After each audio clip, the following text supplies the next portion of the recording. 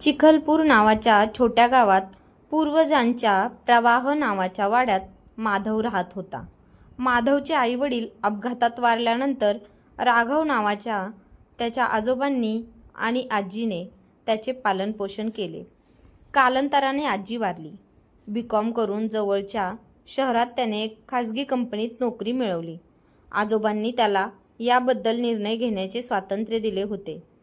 त्याच्या आजोबांचा गावातला व्यवसाय बंद पडल्यानंतर त्याच्या वडिलांनी जवळच्या एका शहरात रोज जाये करून नोकरी केली होती.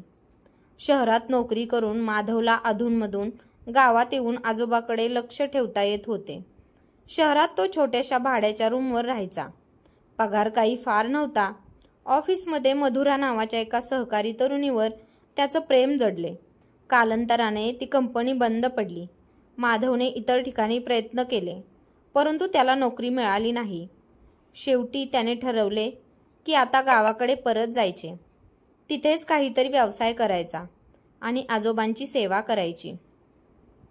माधवने हा निर्णय मधुराला सांगितला, पण तिला हा निर्णय आवडला नाही. त्याने शहरातच राहावे अशी तिची इच्छा होती. शेवटी तिने त्याला सोडण्याचा निर्णय घेतला. तिचे मन वळवण्याचा त्याचा प्रयत्न अयशस्वी झाला.